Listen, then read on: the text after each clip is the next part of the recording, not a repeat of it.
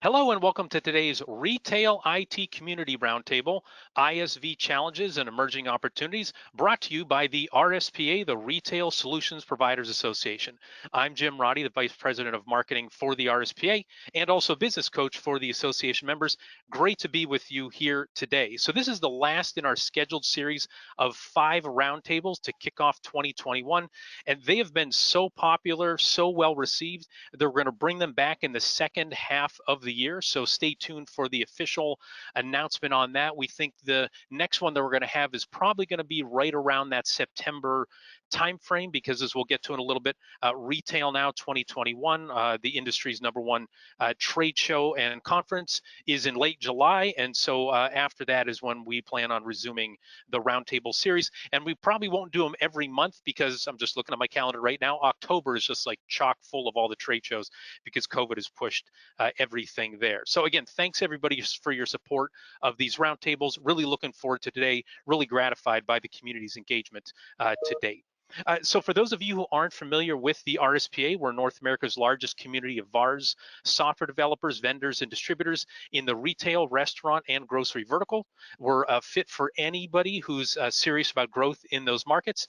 And many companies have been members for decades, and we frequently add startup tech companies because we accelerate their growth and they see the massive ROI that the RSPA membership offers. So if you're serious about growth in the retail IT channel, email membership@gorspa.org. You'll see that on the bottom right of your screen. That is the magic email address that opens up all the benefits of an RSPA membership. All right, before we kick off our roundtable, I mentioned briefly Retail Now. Again, you can see it's July 25th through 27th in Nashville. You see the URL is there right now. You want to make sure that you register today, because as we're recording this on June 10th, we are just days away from the early bird registration discount ending. That ends on Monday, June 14th. But we've got a lot lined up for you in terms of an expo hall. It's going to be great to be back in the room with everybody and see all the new products that we haven't seen for almost 2 years at this point. Tons of networking opportunities, both officially on the Retail Now agenda, and then all the connections that happen in the hallways and in a bar and in a restaurant, and all the vendor sponsored events. And then also we have a great educational lineup as well. And to give us some more details on that, please welcome RSPA VP of Education, Kathy Meter. Kathy, can you give us an overview of what's going to happen from a Retail Now education standpoint? Sure. Thanks, Jim. Hi, everyone. As Jim just mentioned, we are really excited about Retail Now and really looking forward to getting back in person and seeing all of our members. This year, the education will be organized into 6 different educational tracks. We'll be featuring executive education, sales and marketing, customer service, security, cannabis, and next generation technology. So what I wanted to do was quickly highlight some of the sessions that have been designed with ISVs in mind. So on Monday, you'll want to be sure and check out everything you need to know about Canatech in 45 minutes. So this is a session that's focused, it's an overview on cannabis in retail IT and SMB. And then you'll also want to check out on Monday, ISV Secrets to Building and Managing a VAR Channel. This will feature a panel of experienced ISV executives who have successfully built and managed VAR networks and are sharing their insights, probably similar to an expansion of what we'll be talking about today. And then on Tuesday, we mentioned earlier, Jim did, Tom Bronson. Tom's going to lead a business valuation workshop for VARs and ISVs. And this session will explore the factors that impact business valuation so that folks can walk away with an understanding of what their business is really worth, and more importantly, how to improve that value. And then also on Tuesday, you won't want to miss building organizational success through leadership and culture. The RSPA's CEO, John Kirk, will lead a panel of executive leaders who will be sharing their experiences and perspective on leadership and culture as key ingredients for success, especially today and post-COVID. So hopefully this gives everyone kind of a glimpse into some of the really great education we'll be offering at Retail Now. And again, we're really looking forward to being back in person in Nashville, July 25th through 27th. Jim, back to you. Great, thank you, Kathy. And again, nothing to lose by registering today, everything to gain, including saving $200 to $300, and also the 48 hours that you're going to spend at Retail Now. That's going to change your trajectory for your business for the next 8,000, 10,000, 20,000 hours. It's really an event where folks go to accelerate their success. So again, visit the website today, review the agenda. You can view the expo hall online as well. We also have the series of safety spotlight videos that talk about the precautions that we're going to take in this new normal environment. And then again, be sure to register for Retail Now. It's where the industry still meets, and looking forward to seeing everybody again in Nashville. All right, we want to thank our sponsors who make this event possible, not just Retail Now, not just this roundtable, but really make the RSPA go. So first, our platinum sponsors are Blue Star and Shift4 Payments. Our gold sponsors are Heartland and ScanSource. And then our bronze sponsors are Pointy, Star Micronics, and Ingenico. We thank them for their support. The RSPA also has a niche and startup ISV community, and they are the folks who are sponsoring today's portion of this video as well. So this is a group of software developer executives, leaders inside of those companies. We get together every 6 weeks or so on a video call like this, but everybody has a chance to weigh in, share their perspective, talk about different topics, different challenges that they're facing, but it's all through an ISV perspective. A lot of business development opportunities are made as well. And so we launched this about a year and a half ago, and we have about 70 or so active executives as part of that group, showing up and connecting with one another and sharing their insights. And so thanks to the sponsors of that group, Star Micronics, Shift4, Blue Star, APG Cash Drawer, Epson, and Evo. So thank them very much for their support of the RSPA.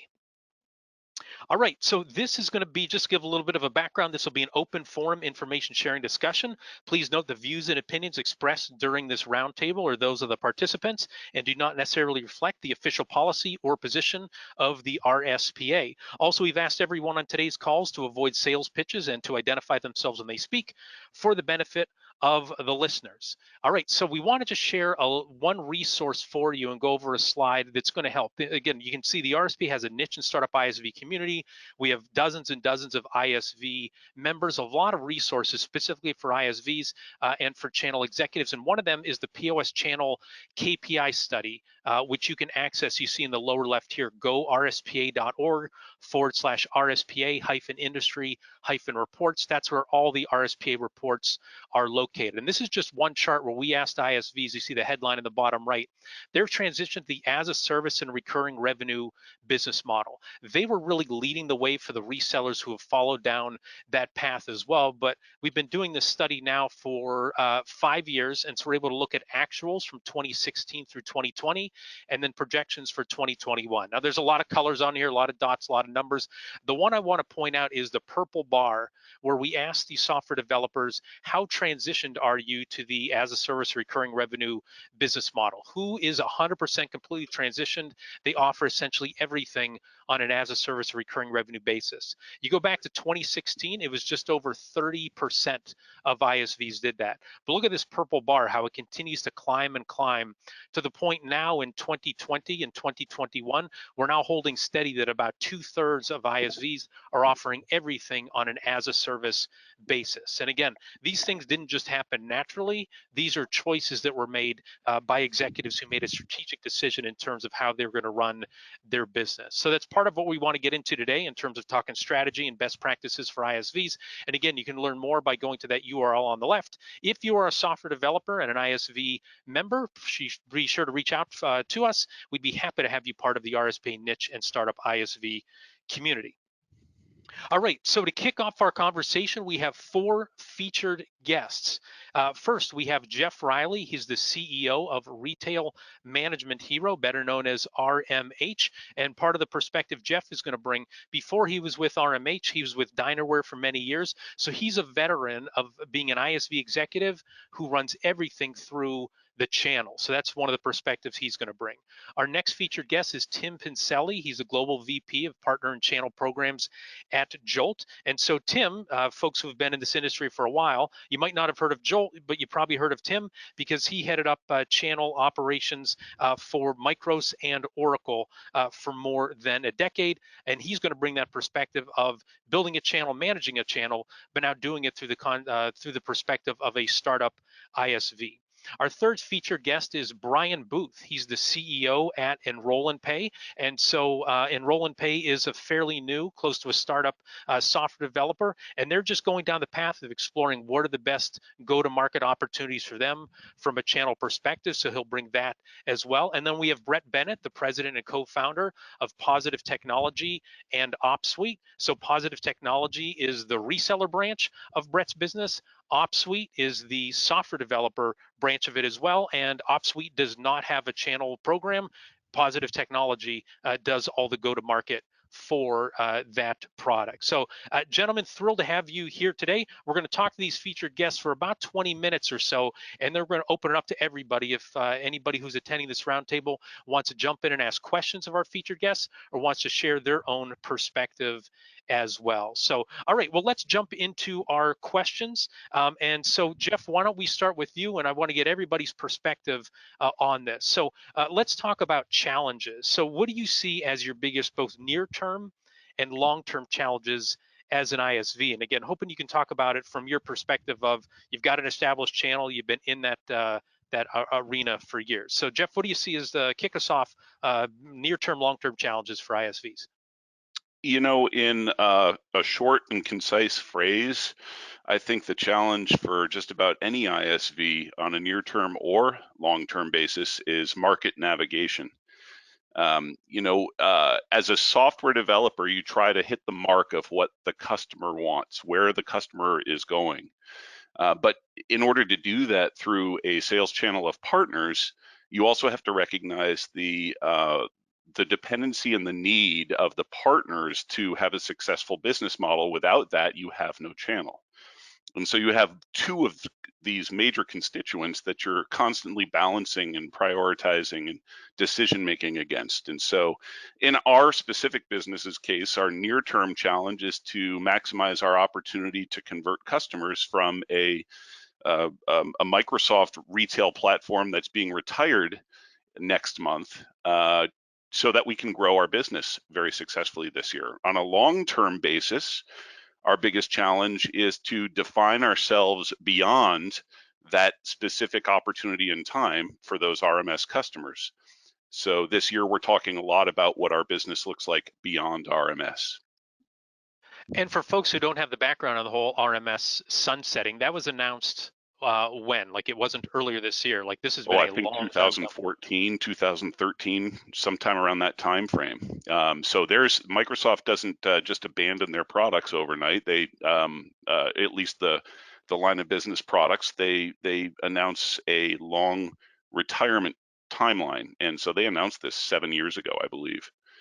So there's been a lot of time for customers to do some planning and for partners to think about what they want to do. And a lot of change has been created there because at one point, Microsoft had about 55,000 retail customers running on this platform. Yeah, interesting. And a lot of time for other competitors to pop up, right, that you're going to have to navigate through. It's not like whoever was jumped first. There was a long time coming for this.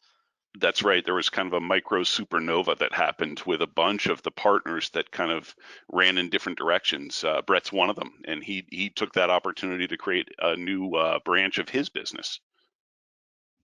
Wonderful. We'll get to Brett in a second. Tim, why don't we talk about from your perspective, Jolt's perspective, what do you see as your biggest near-term, long-term challenges? It's interesting to listen to Jeff's comments to open it up. I have my long-term, or what I see as a long-term challenge is I define it as achieving product market fit. So when you look at portfolios expanding, resellers and channel extending into different markets, and the pace of the world reopening, when you put all those together and more markets are being explored and more portfolios are being added to, constantly having that product market fit is a significant challenge. I see that more of a short and a long term. On the short term side, earning I'm finding that from building a channel, it's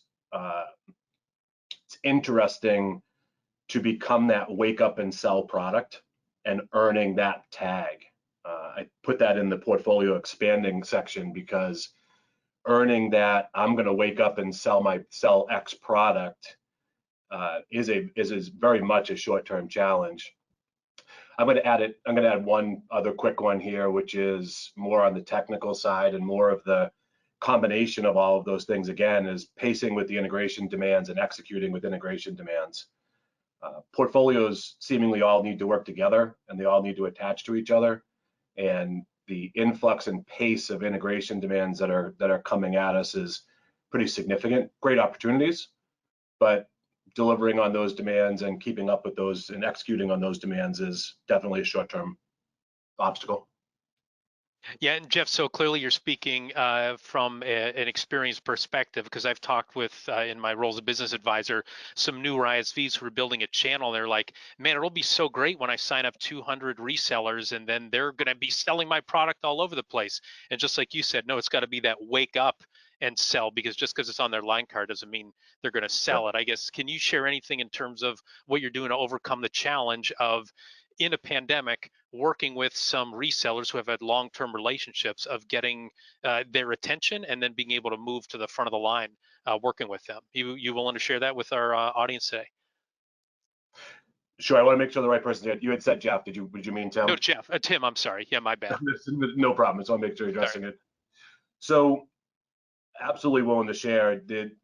And these are all just experience-based approaches here. It really comes down to top to bottom engagement of the right partner organizations. And well, first it's about creating excitement about what you do and how it solves problems for either a specific use case or as a final leg or an additional leg of a portfolio.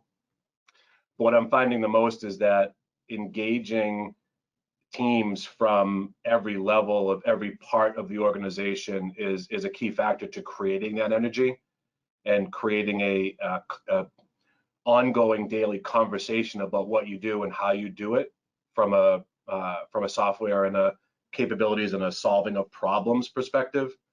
So I guess I'll shorten that up by saying top to bottom full team engagement has seemingly delivered some success for me.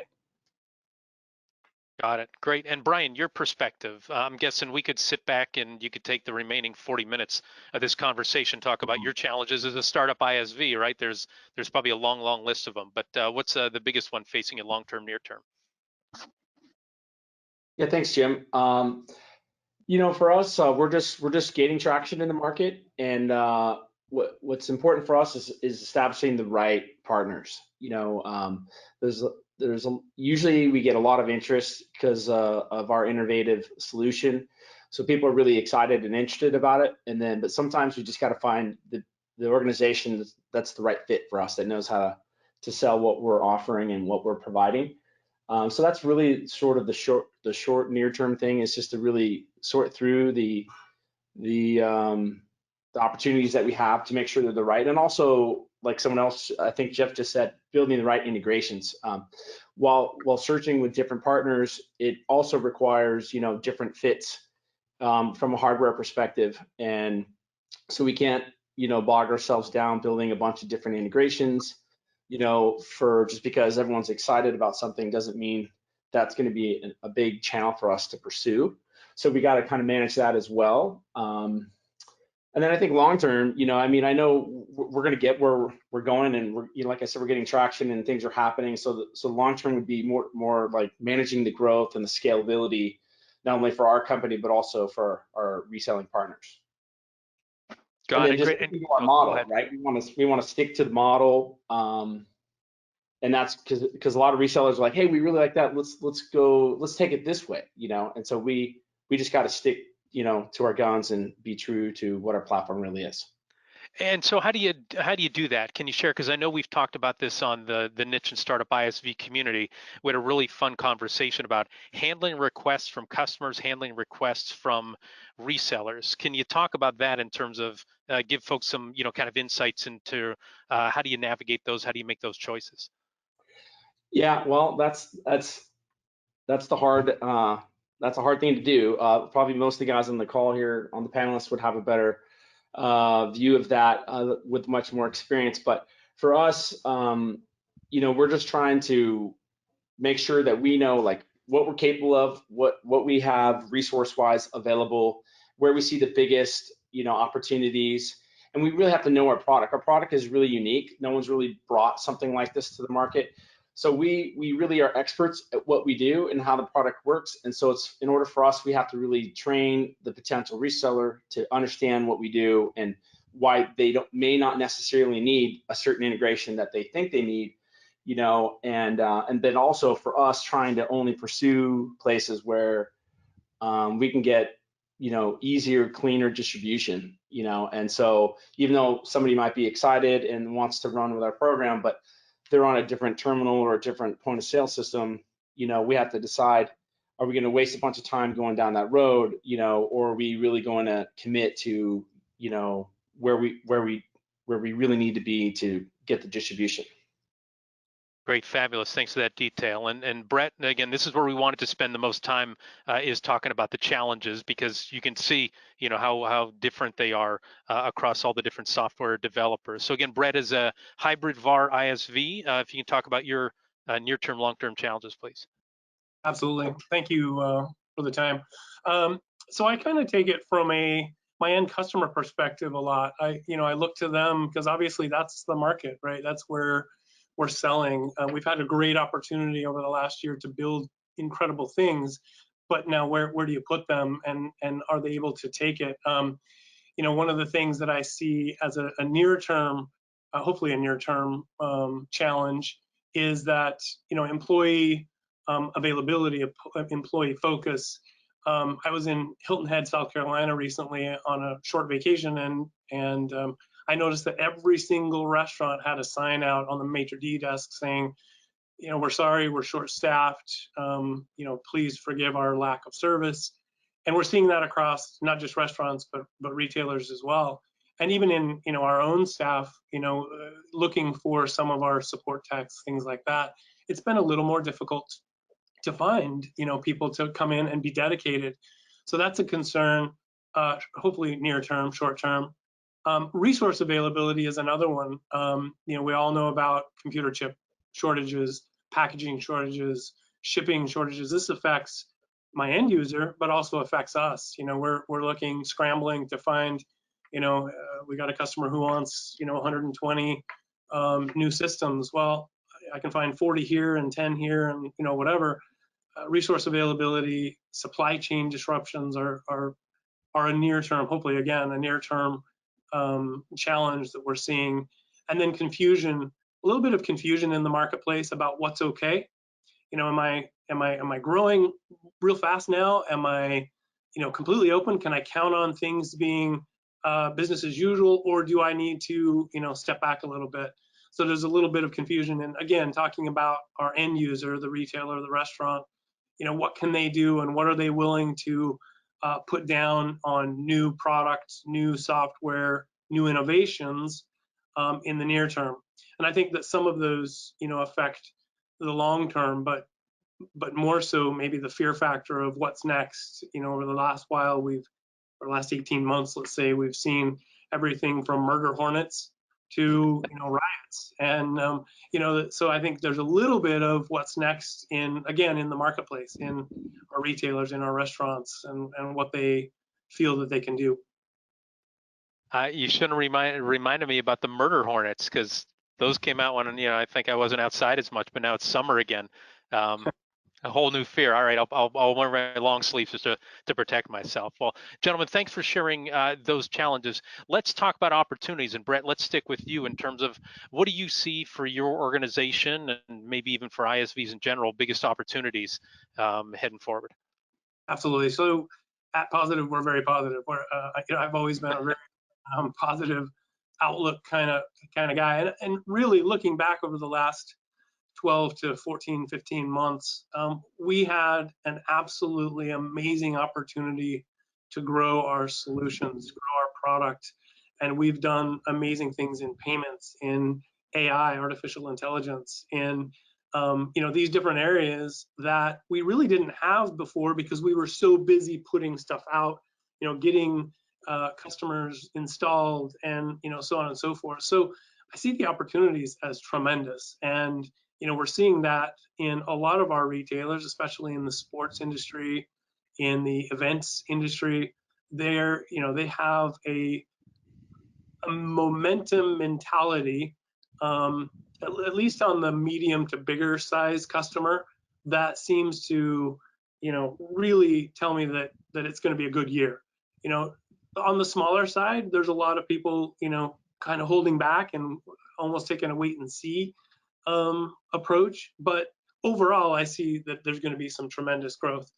I also think there's been a little bit of a gap created in both the retail and restaurant market, where some players have gone, unfortunately, gone out of business or downsized. And there's a tremendous opportunity for new players to come in that understand innovation, that understand where things are going, the changes that have happened. And I think that there's going to be some new businesses coming in, and new opportunities for all the VARs and ISVs to jump in and fill that need. Great, thank you. Jeff Riley, what do you see as the biggest opportunities? What would you add to what Brett said? I would build on what Brett said. I think I agreed with everything he said, but I would also add that in particular with our business, the biggest opportunity we have is identifying and building strong new partnerships. Not to take anything away from the existing partnerships we have, they're included in that, to take those existing partnerships to new levels. Because our product is a product that goes across multiple retail segments and across multiple regions of the world, there's no possible way that we can develop a fully comprehensive product that meets all those needs. And so we count on our partners to add value to our product as they bring it into a particular retail segment. And we've got numerous examples of partnerships where that happens. And that really gives our partners the ability to really be entrepreneurs themselves in partnership with us, because they can customize it or extend it. And it adds a whole new dimension to what we're talking about. We have a partner in Australia who is bringing our product into the pharmacy retail industry, and they have done a lot of integration with the pharmaceutical supply chain. So that's one example. But like Brett said, we're positive people, and I think that is pretty common amongst ISVs. But we see so many opportunities in each segment, in each region of the world, that we can grow forever, just finding new avenues and new partnerships to explore. Yeah, and I'll ask, since we're building here, I'll ask Brian to build on that, because I think one of the reasons ISVs are always more positive is because they control their intellectual property, right? If you don't like something, you can go in and reprogram it, where it's harder for hardware vendors to pivot. It's harder for resellers who are selling a lot of other people's products to pivot. So Brian, can you talk about your biggest opportunities? Yeah, absolutely. Thanks. Yeah, so we're, like I said before, we're selling to processors, and so a lot of the incoming, conversations that we're having are, they're looking for something different, some differentiation in the marketplace. There's been a lot of roll up with the processors, and it just seems like there's been a race to the bottom to a degree on rate, and so now, what comes next, and it looks like, and what we're seeing is people are looking for something of value to bring to their merchants and to their portfolio. and something that differentiates them from the competition. And so that's why we're getting a lot of traction, is because we have something that's easy to use, and easy to get to the customer. And so there's also a big demand now for pay at the table. The COVID changed a lot of things, right? Order ahead, things of that nature. And so there's pay at the table, there's order at the table, there's still merchants that are trying to move to EMV, and marketplaces that are happening on the Android terminals that are out there. And so for us, that's how we're getting to market. So those are our biggest opportunities, is getting our application into these marketplaces so that it's easy to get down to the merchant, and it's easy for the reseller to sell and provide to their customer. And so that's kind of our big thing, is that as things are opening up, the demand is there. Fabulous. And Tim, wrap us up on this question. What do you see as big opportunities for Jolt and software developers in general? So I actually have two here, and one of them is somewhat of a pivot from the other members here. I think we have a huge opportunity to be highly flexible and be highly flexible and creative in some of the ways that we can react and respond to what's going on in the market today. One of the things that we didn't touch on the challenges that I'll weave into the opportunities here is we use this word integration, and integration is not just outward facing. To me, it's inward facing as well. So being able to take a partnership and internally integrate with their systems is equally as important to being easy to do business with as is external integrations. And that I put that in the flexible part, where we can be doing as much as possible to be the easiest to do business with, and put ourselves in that position where you're in that best partner category. On the external facing side, I think we have an opportunity to be very creative with how we're in market and what the word channel can look like, both from a non-traditional and a creative way. I think we've already reacted, or many of us that I've seen in the market have reacted with being a little bit more creative and non-traditional when it comes to sales agents, distribution methodologies, ISOs, etc. But I think we can further expand on being creative in the channel that feeds to the channel. And I guess what would be an example of that? What's some of the creativity? Is it in the partnerships, or how you handle each of those partnerships? Well, specifically to what we're putting together from our desks, I'm not going to profess that this is innovative, but it's new to worlds that I've been a part of. This referral agent extension of a channel at Jolt. What we've done is we've taken a referral channel, which is concurrently being built with the resell channel, and the referral channel feeds the leads and the opportunity and the transactions into the resell channel. So instead of having those referrals come direct to Jolt, we're feeding all of those referrals and commercially and sales partnering our referral network to our resell channel partners. Got it. Thank you for that. No, that's interesting. All right, so last question. I'm going to ask a couple of the members here of our featured guests before we turn it over to everybody who's attending the roundtable. Again, feel free to start lining up with your questions right now. And so, Jeff, I want to pose this to you first, and then Brian, to you as well. So what's the landscape for ISV acquisitions for the rest of 2021 and beyond? We got some data in the KPI study that I mentioned earlier on the call that the situation was right in 2021 for a lot of acquisitions to happen. There were a lot of people interested in buying.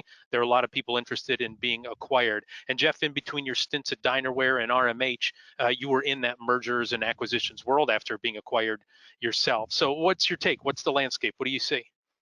Well, mergers and acquisitions is a constant fixture, if you will, for every industry, and it's the result of business pressure that's put on by shareholders and stakeholders in the enterprise that want to see growth, or they want to see liquidity.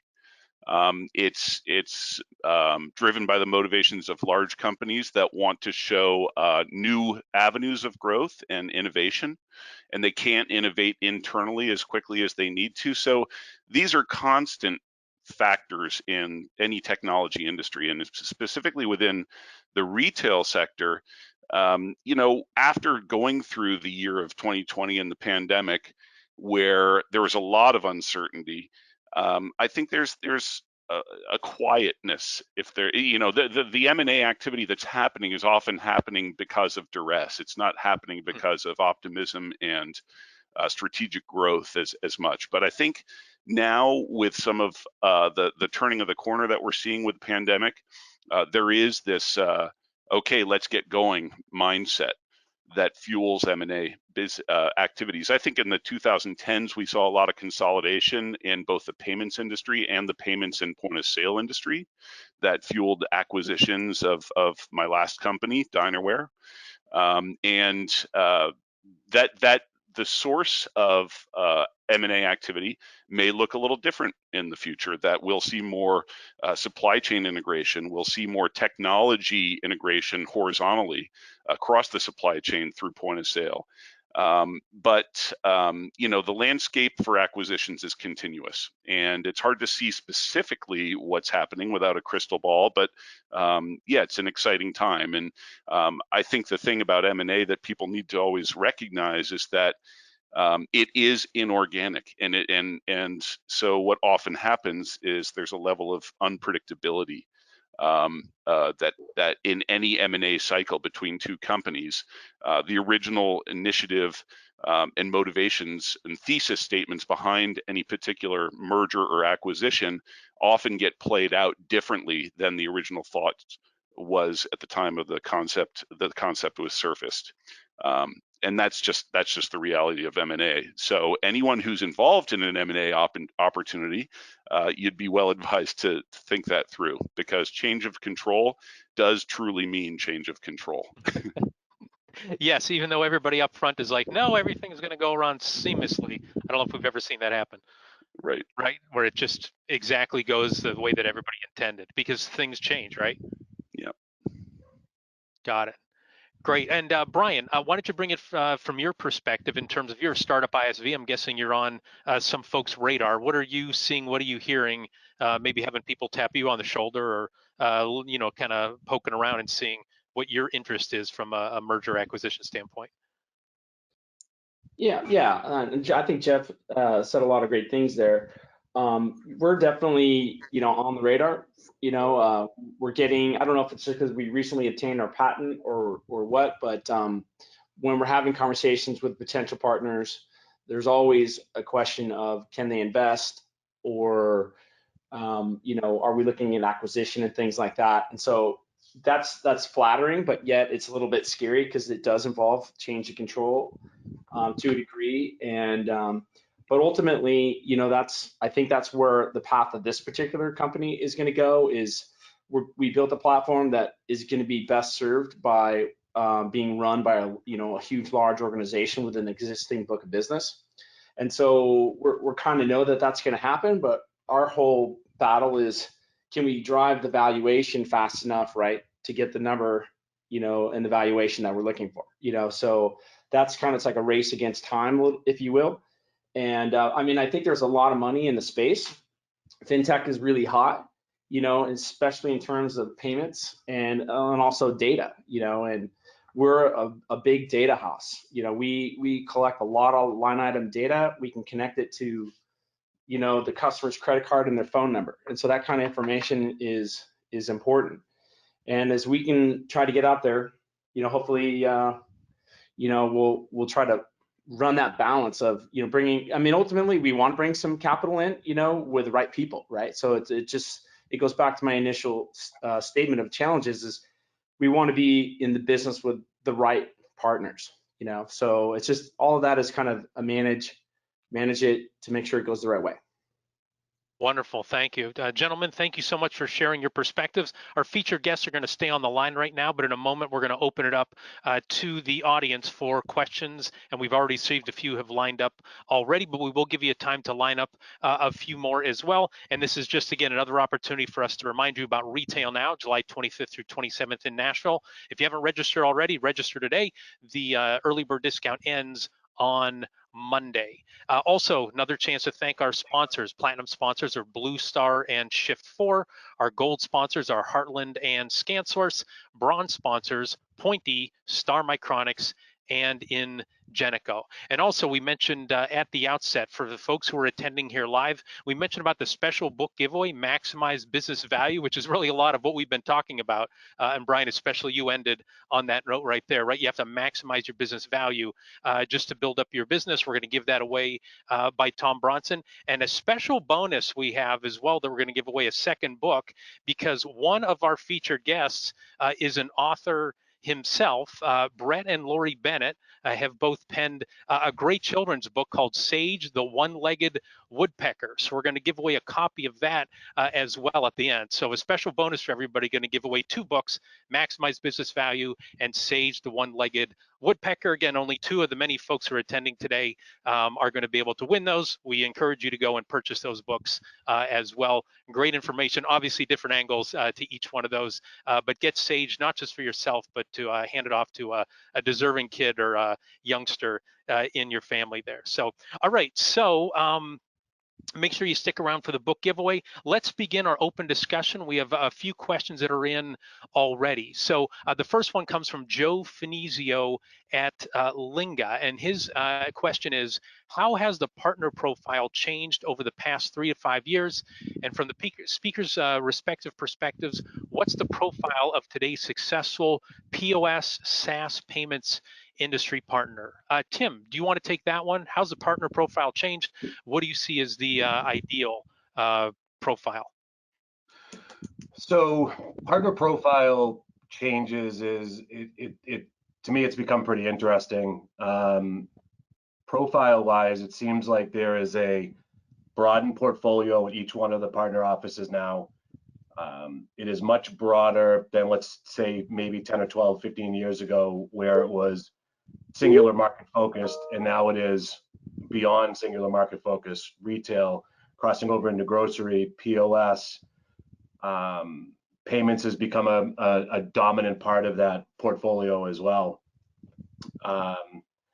Ideal profile from my perspective is that a deep organization that has customer service as a strategy and as a discipline to start out with.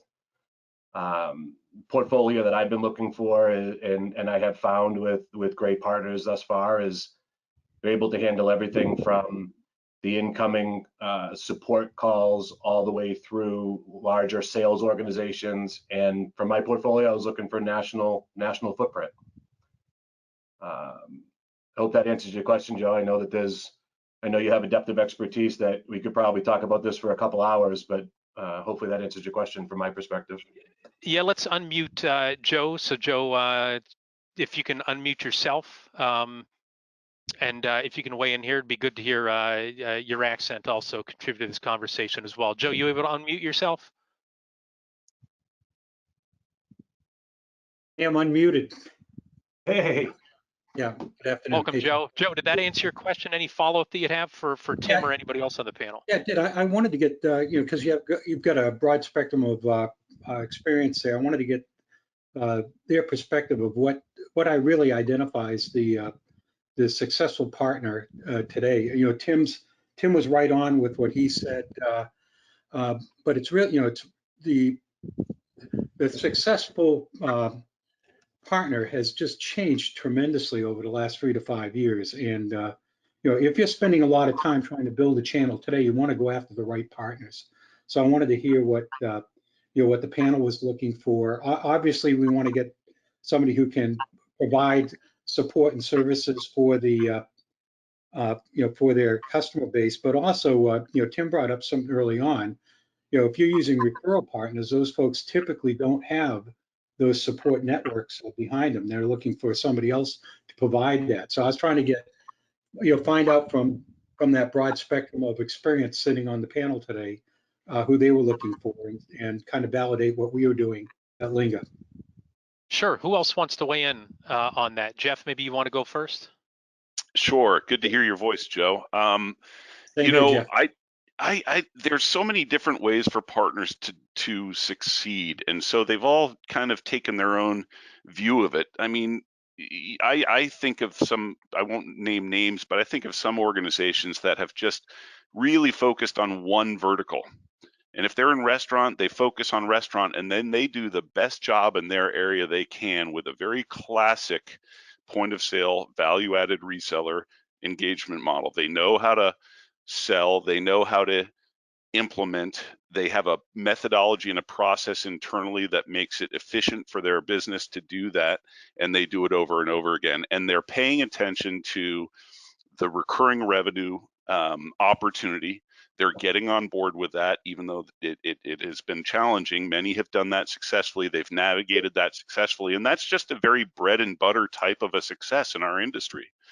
And it can't be overstated, because that is what pays the bills. That is what creates great customer experiences, that creates word of mouth for their success to be, set up as a flywheel. And then I see other partners with a more innovative approach, where they're actually getting involved in customizing and developing part of the solution or all of the solution for a particular segment, or they're using a platform of service automation to radically enhance the customer experience of monitoring their systems and automating the process for supporting those systems without having to go on site. They spend a lot of time and effort with folks like Vigilix or ConnectWise or others, building their own tool set to automate the process, and they're just being really innovative. They're actually using technology, not just selling it. But I do think that the more that a partner tries to spread out and accomplish too many things, naturally that is going to be unless they really know how to scale an organization, and I've seen some partners do that well, they've become truly national and in some cases international resellers. And they've acquired other reseller organizations, and those people achieve success through operational excellence of knowing how to build a team, knowing how to do training, knowing how to set expectations for performance, knowing the operational metrics that are important to their business's success, and managing the business to those metrics. So I don't think there's one answer, because our market has been challenging. It has been volatile, especially through the pandemic, especially for the restaurant folks. But I've seen it work a number of different ways. Thank you. Great. And Jeff, RMH is international, correct? We are.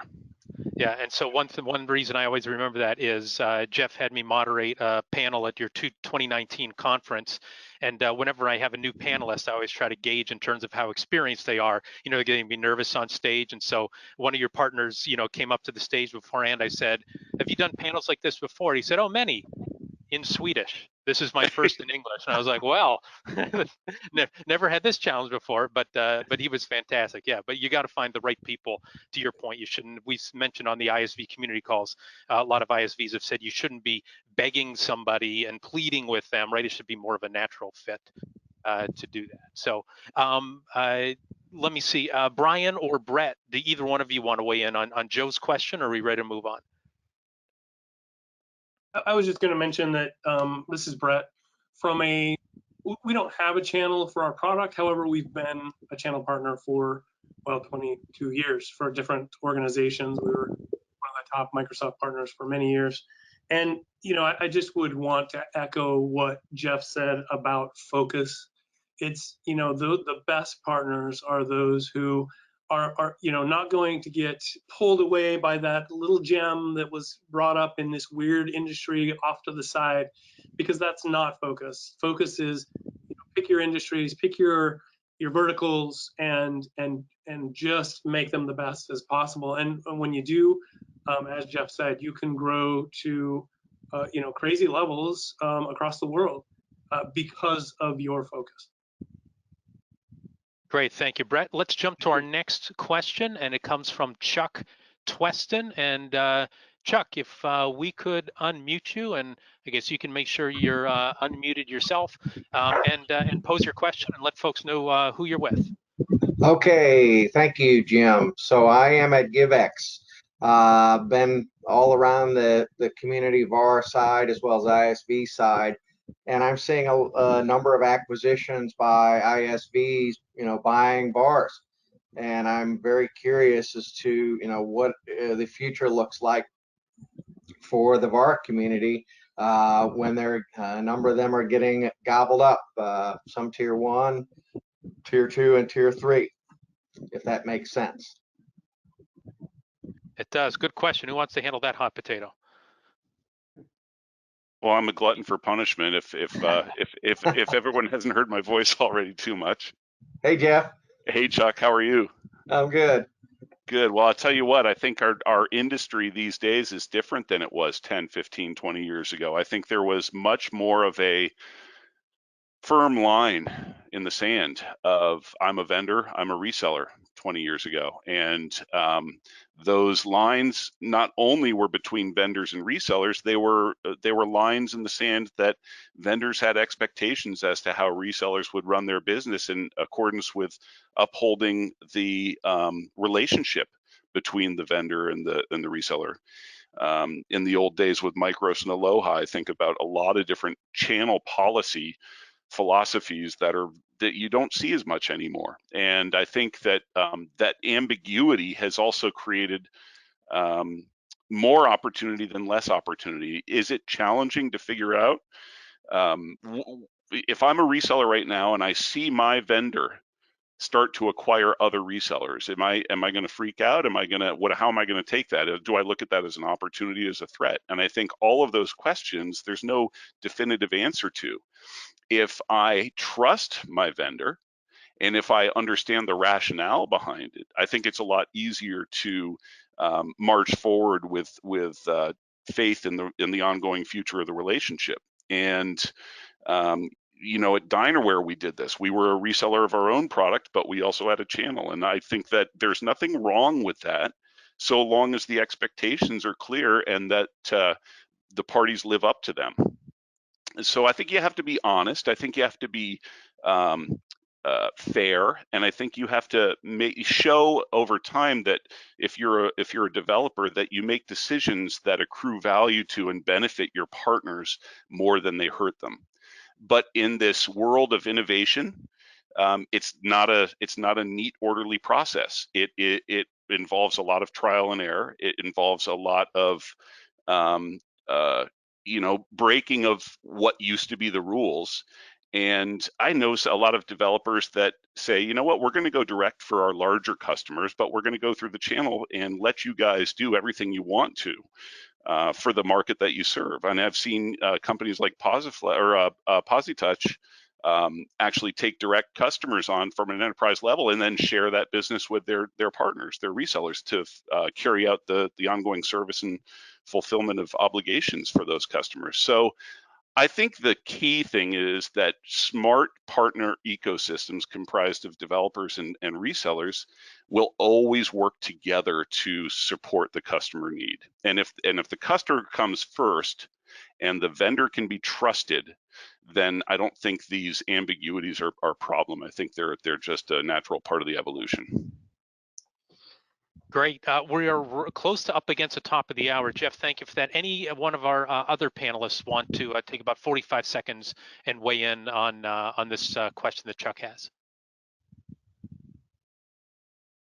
I'll just take a pivot off the last comment. This is Tim Pincelli. Jeff, I'll comment by saying I classify that as being excellent for each other. Right. So those programs that can be built where there is a win first mentality and figure out how to service it is monumental in at least the Jolt DNA. And it was very well put. Just wanted to piggyback off of your comment. Thanks. Super. Well, thanks to all our attendees for their questions, and thanks to our featured guests for weighing in as well. Let's wrap up this series by thanking again our sponsors of the niche and startup ISV community: Star Micronics, Shift4, Blue Star, APG, ScanSource, Epson, and Evo. And then thanking our 2021 sponsors: Blue Star, Shift4. I started saying Shift earlier. Heartland and ScanSource are our gold sponsors, and Star Micronics as well. And then be sure to save the date for Retail Now and register today.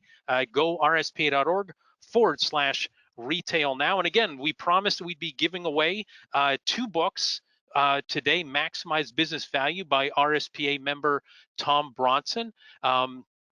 And so the first giveaway that we are going to have for that is going to be Rhonda Robertelli from Convox Systems. So Rhonda, congratulations. You are going to receive a copy of Maximize Business Value by Tom Bronson. And then our bonus book giveaway, Sage, the One-Legged Woodpecker by Brett and Lori Bennett.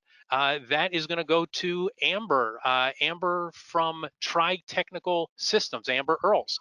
Congratulations, you are receiving a copy of that. And I can say, Rhonda and Amber, if you bring those books to Retail Now, I guarantee that Tom and Brett and Lori will be happy to autograph those for you as well. So wonderful. Well, thanks again, everybody, for your participation today. Thanks so much to the community for their support of these roundtables during the first half of the year when there weren't really any trade shows or any face-to-face gatherings.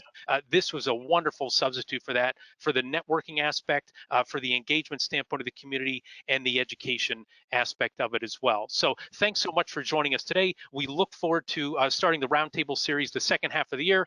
But we first look forward to seeing you first, July 25th through 27th at Retail Now in Nashville. Thanks everybody for your contribution, and have a tremendous rest of your day. Bye-bye.